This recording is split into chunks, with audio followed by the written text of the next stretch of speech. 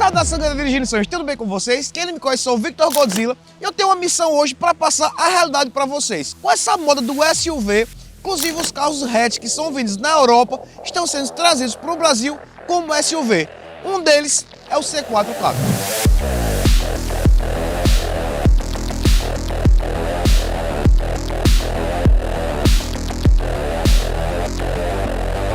E eu sou o Julian Simão, seja muito bem-vindo por cá. Lá na Europa esse carro é um hatchback, nada de SUV. Aqui no Brasil, segundo as dimensões do Inmetro, ele sim pode ser considerado um SUV. Então, com essa moda de SUVização, todo mundo quer ser SUV, mas isso aqui não é SUV não. Como o Julian falou, as dimensões dele se enquadram como SUV. Se você comparar aí no mercado, que são os concorrentes diretos dele, é o quê? Creta, HR-V e Renegade, ele é maior apenas do que o Renegade, sendo um pouco menor o entre-eixo do que os outros rivais. Inclusive na questão do porta-malas, é menor do que o Creta e menor do que o HR-V. E aí, é um hatch ou um SUV? Nessa versão aqui, que é a mais completa, com motor 1.6 THP, já um motor turbo com uma potência legal, ela está na faixa de R$140 mil.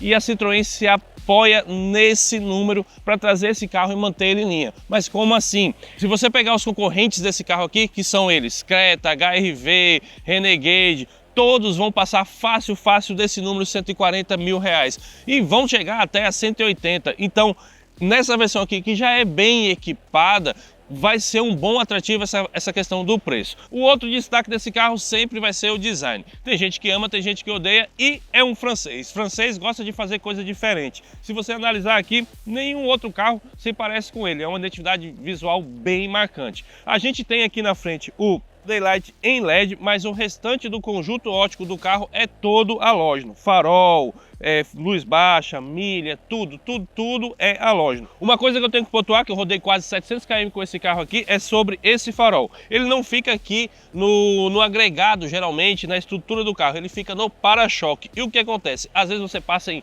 algum buraco, alguma vibração, ele dá uma balançada, justamente por estar no para-choque e não fixado aqui no agregado. Mas isso tudo é por conta do design que eles gostam de caprichar. Se você pegar aqui o símbolo da Citroën, ele sai, dá a volta aqui no farol e volta, sendo um arranjo completo. Outra coisa também dessa versão é essa cor aqui em volta do farol de milha, é laranja. Varia também dependendo da escolha de cores que você for fazer no carro. Perceba também que não tem nenhum sensor de estacionamento aqui na frente e também não tem nem como opcional, não tem como você colocar isso nesse carro a não ser por fora. O detalhe é, se você estiver conduzindo esse carro, você vai perceber que existe o alerta assim de colisão. Ele chega até a frear o carro para você em algumas situações. Mas de onde vem esse sensor? Daqui de cima tem uma câmera que fica identificando e mapeando o posicionamento do carro. Ela sim faz esse mapeamento do carro e também faz até da faixa. E por último, essa câmera também faz a identificação de chuva, acionando automaticamente o limpador e também acionando automaticamente os faróis do carro. Na lateral, apesar de ser um francês, eles foram até um pouco conservador. Você vê o que chama mais atenção, nada mais é do que esse apliquezinho laranja que remete também à parte da frente e esse rack que é ou não funcional, não sei te dizer, eu acho que eu não teria coragem de utilizar. Você vê, ele tem até os ganchozinhos aqui da trava, mas se você dá uma balançadazinha, dá um medinho. Esse aplique aqui de plástico, ele remete justamente àquela versão anterior. A versão anterior ela é até mais diferente do normal, essa questão da lateral. Ela tinha aqueles apliques de plástico aqui, que segundo a Citroën, era justamente para você parar numa vaga do supermercado, alguma coisa, o pessoal abrir a porta e não amassar. Aqui na frente tem um retrovisor com replicador de pisca, porém ele não é rebatível eletronicamente, é manual. Roda aro 17 com pneu 205/55. Já dá aí também essa questão do SUV, um pneu um pouco maior do que é utilizado nos hatches. Suspensão independente na frente, a traseira eixo de torção, ambas com molas helicoidais. Freio a disco na dianteira e nessa versão THP, freio a disco na traseira também. Inclusive, é o único da categoria com disco na traseira. Mantendo a mesma linha lá da dianteira, a gente tem a luz de posição em LED, o restante aqui é tudo halógeno, tanto essa parte aqui do farol, quanto essa parte aqui do brake light também. Embaixo a gente tem o sensor de estacionamento, mas vale um detalhe aqui. Em todas as versões ele não é um opcional, na verdade é vendido como um acessório à parte. Só assim para você ter esse sensor de estacionamento aqui no C4 Cactus. Indo para mala, a gente tem a mala de 320 litros, que é igual ao tamanho do Jeep Renegade. Mas ao mesmo tempo, se a gente comparar com o Creta são 440 litros, bem maior. Aqui a gente tem outra vantagem, que é o repartimento do banco aqui dos passageiros. Como assim? Ele reparte 70-30, então você tem a opção de rebater só uma parte, colocar o objeto e depois resolve sua vida e carrega seus passageiros tranquilamente. No acabamento, ele é todo capetado, você só vai ver a lataria aqui atrás, tem uma luzinha de cortesia, ajuda bastante, e o step dele é do tipo fino, então se você passar por uma emergência vai ter que ser rapidinho resolver o problema. O nosso querido câmera aqui, João, fez uma brincadeira e pediu para que Godzilla entrasse dentro da mala, mas eu vou fazer diferente. Vem cá, João, entra ali dentro da mala, vai, vê se tu cabe aí dentro, vai, João, olha aí, então a mala nem é tão pequena assim. Vai, fecha. Vambora.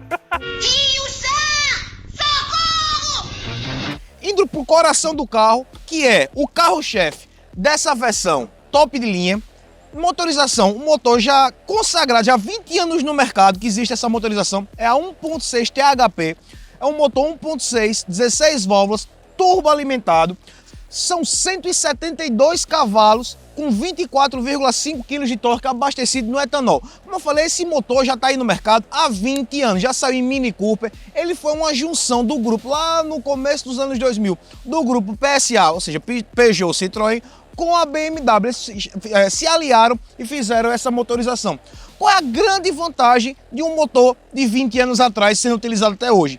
Principalmente a questão de manutenção. Você vai encontrar facilmente peça no mercado e um mecânico gabaritado a mexer no seu carro. Fora que todos os problemas crônicos que venham a surgir com esse motor, com esse carro, já são conhecidos, que é o quê? Basicamente, ele tem um ressecamento nessa pressurização, que se você pode ver, ele sai da turbina, uma pressurização quase toda em plástico. Tem um problemazinho também de bobina, ele é aqui muito exposto ao tempo, às intempéries, ou seja, um lava-jato jogar água aqui na bobina, ela pode dar defeito. E a válvula diverter, que é a válvula que faz a regulagem da pressão de turbina, ela rasga. Mas isso é com o tempo, é com o uso. Um carro zero, provavelmente você não vai ter esse tipo de problema. É um motor com duplo comando de válvulas, porém a parte de variável é só na parte de admissão. A parte de escapamento ela é fixa. Injeção direta de combustível.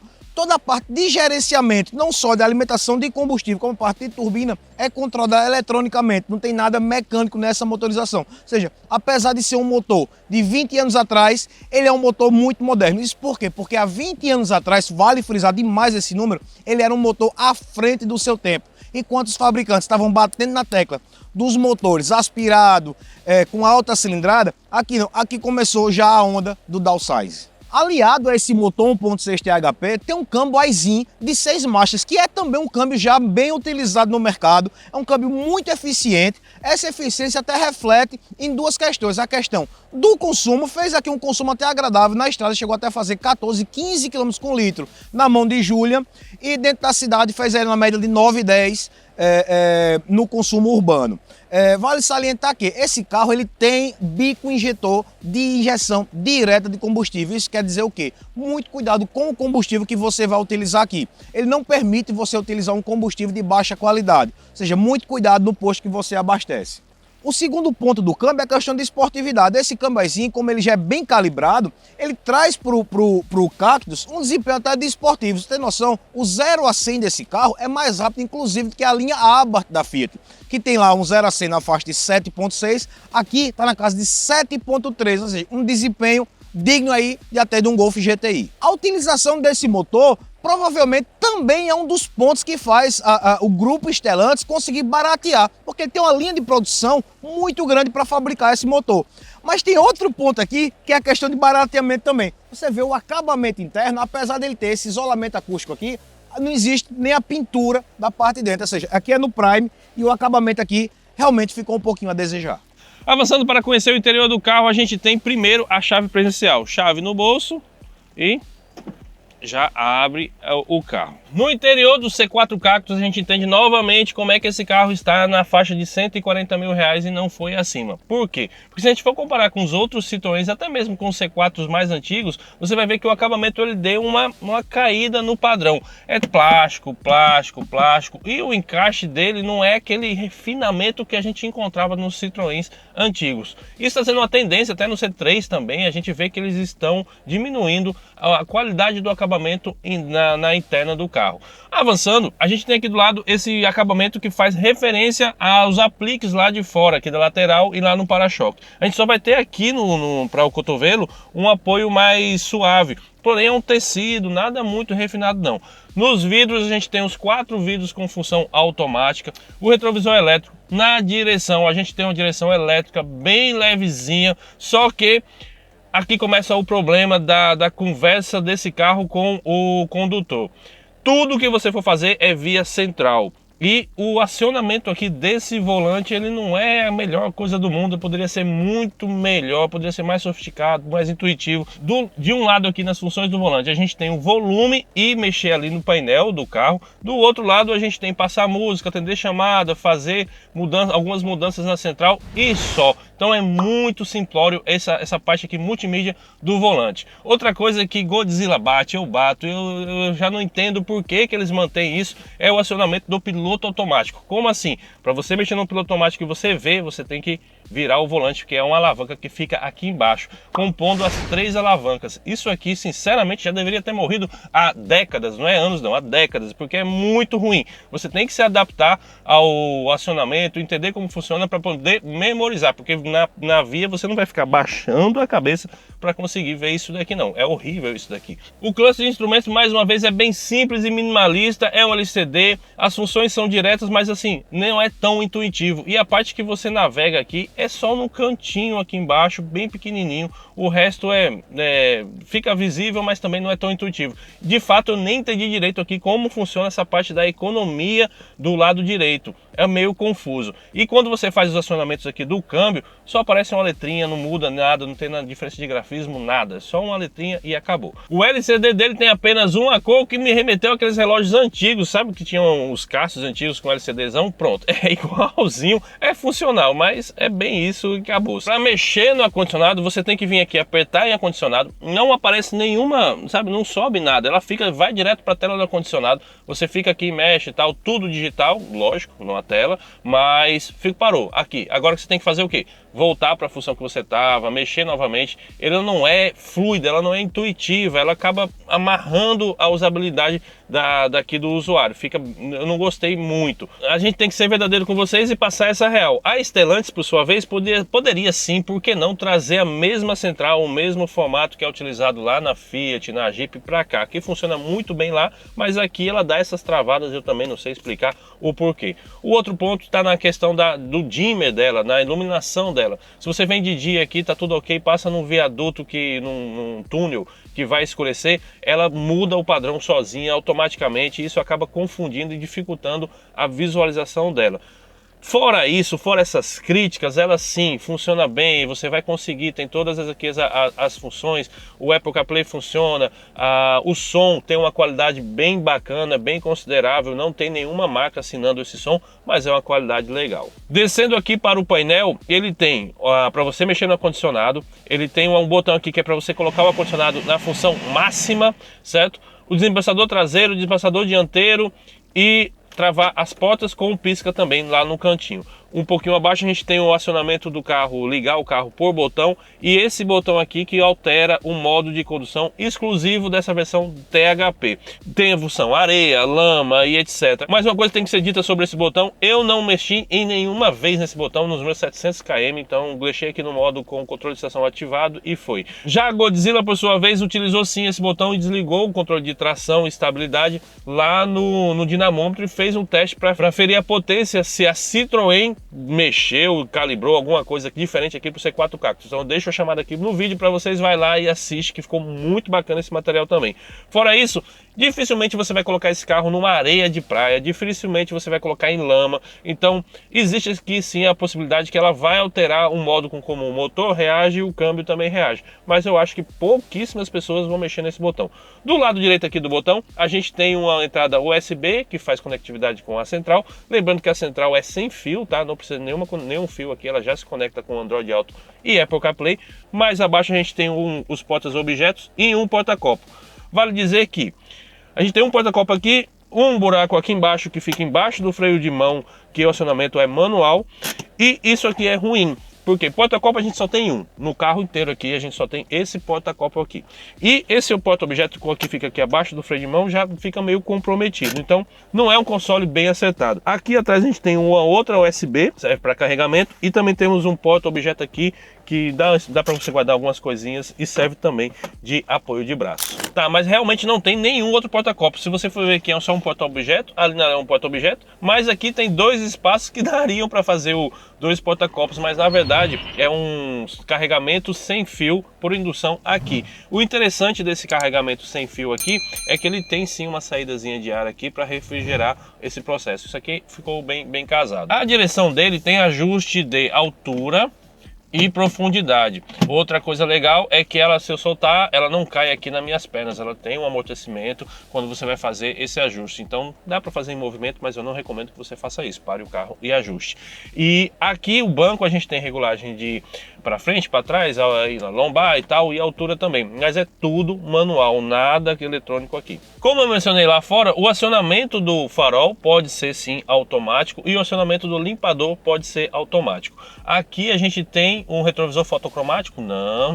A gente tem aqui, ó, fotocromático dos anos 90 ali, anos 80, tá tudo funcionando beleza. Aqui em cima a gente tem as luzinhas de cortesias individual, tá? São individuais, e também a gente tem a luz geral aqui quando abre a porta. O banco é em couro, o acabamento é legal, ele veste bem, dá para você dirigir aqui tranquilamente. O carro é confortável, e na parte de segurança, para a gente finalizar pelo menos essa parte aqui da frente, a gente tem 6 airbags. Então tá bem seguro esse carro. Nessa parte, para quem quer família, eu gosto de um carro seguro, esse carro aqui na parte de segurança tá legal. 6 airbags é um bom número.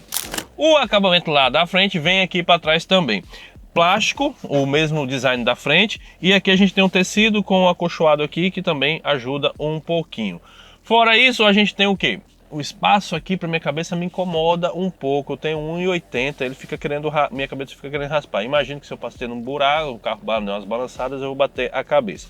Em compensação, nas pernas aqui, novamente 1,80, o banco da frente está regulado para mim, sobra dedos, e se eu forçar um pouquinho a barra, dá sim para cruzar as pernas. Então o espaço para aqui, para as pernas, é bom. A gente tem aqui um porta-revista na traseira do banco, e tem um acessório aqui que eu sinceramente não entendi para que serve.